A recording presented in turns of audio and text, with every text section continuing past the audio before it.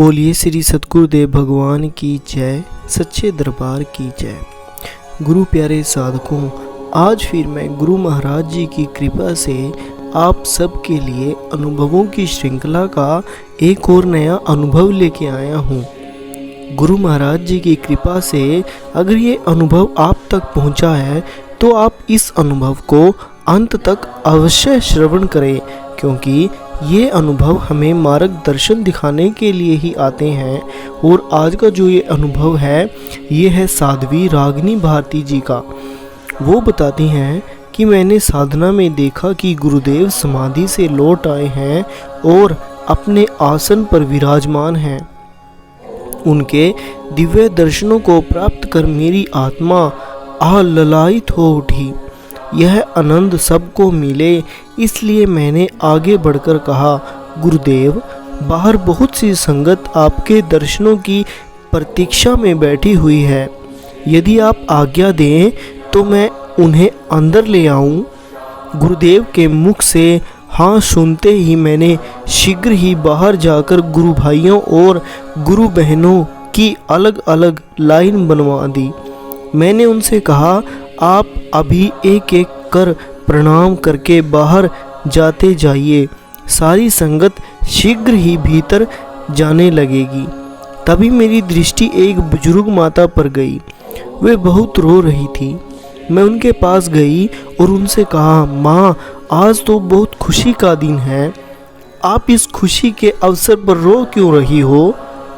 उन्होंने रोते रोते मुझसे कहा, बेटा, इस संसार में दिव्यता स्वयं मानव शरीर धारण कर पूर्ण गुरु का रूप लेकर आई है, लेकिन मैं ना समझ उन्हें जान ही नहीं पाई, ब्रह्मज्ञान से जुड़ ही नहीं पाई। आज मेरी ये बूढ़ी आंखें बस एक बार उनका दर्शन कर लेना चाहती हैं। क्या वे मुझ अज्ञानी को दर्शन देंगे? उनकी तड़प को देखकर मेरे मुख से निकला, माँ, गुरुदेव तो करुणा के सागर हैं, वे अवश्य दया करेंगे। चलिए, मैं आपको उनके पास लेकर चलती हूँ।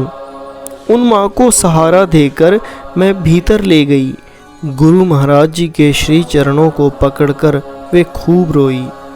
गुरुदेव ने उनके सर पर बड़े स्नेह से अपना हाथ रख आशीर्वाद दिया और बोले, आप रो क्यों रही हो? उनका गला इतना भरा हुआ था कि उनके मुख से एक भी शब्द नहीं निकला। मैंने हाथ जोड़कर कहा, गुरुदेव, इनके मन में आपके दर्शनों की प्रबल अभिलाषा थी, इसलिए ये यहाँ आ गई, लेकिन भीतर से डर रही थी, क्योंकि अभी तक इन्होंने ब्रह्मज्ञान की प्राप्ति भी नहीं हुई है। मेरी बात को सुनते ही गुरुदेव ने बड़े मस्त अंदाज में कहा, गुरु के दर्शनों के लिए यदि ये आंखें नम न हो तो गुरु दर्शनों का क्या लाभ? गुरु की याद और तड़प में बहे आंसुओं से ये आंखें धन्य हो जाती हैं। जैसे ही मैंने गुरुदेव के मुख से यह बात सुनी तो मेरे भीतर एक स्वाध्याय आरंभ हो गया। क्या मेरे भीतर भी गुरु दर्शनों के लिए ऐसे ही भाव हैं?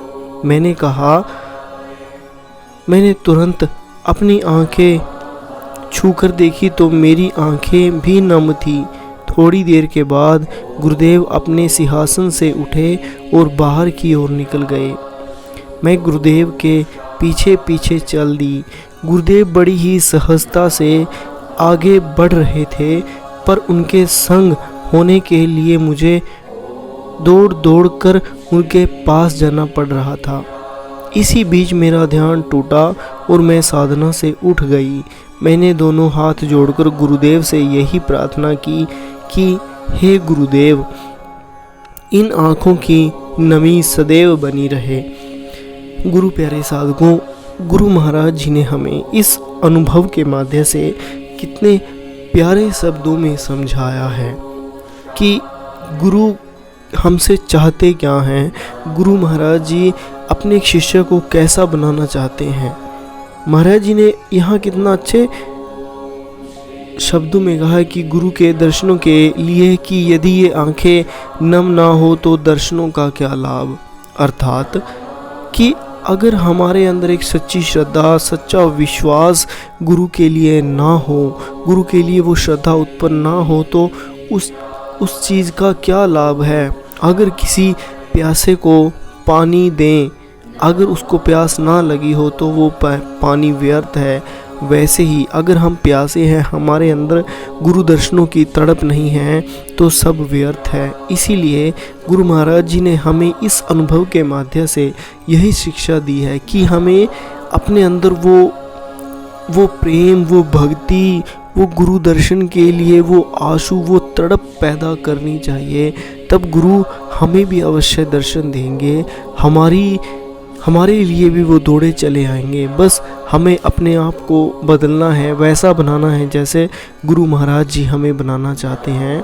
आगे गुरु महाराज जी ने कहा कि गुरु की याद और तड़प में बहे आंसुओं से ये आंखें धन्य हो जाती हैं।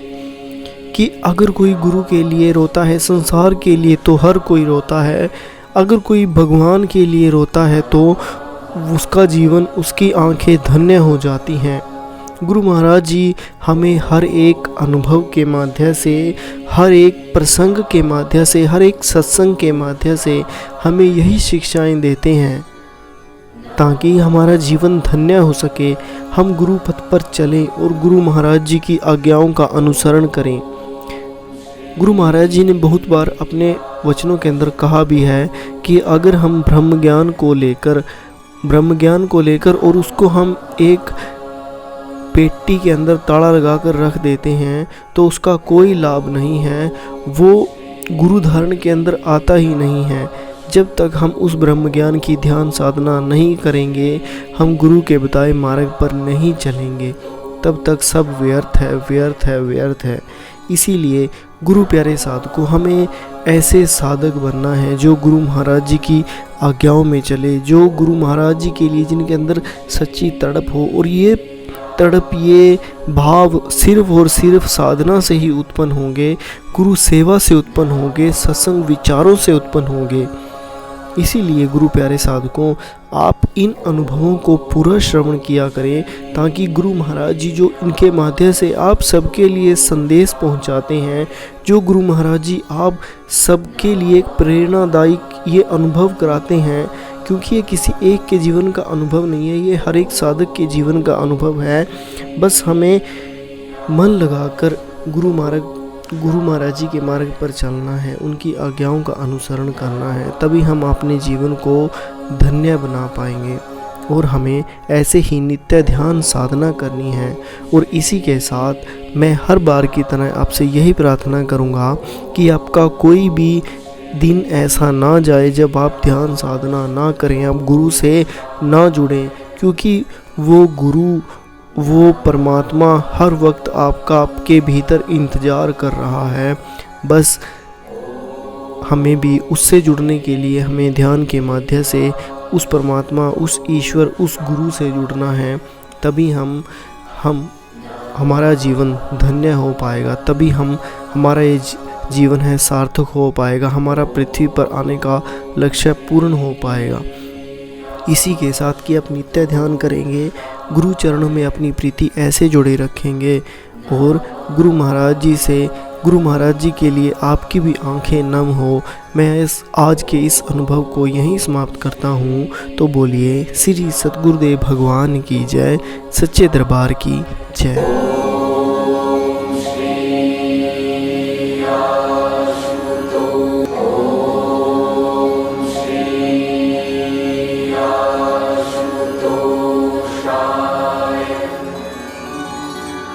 No.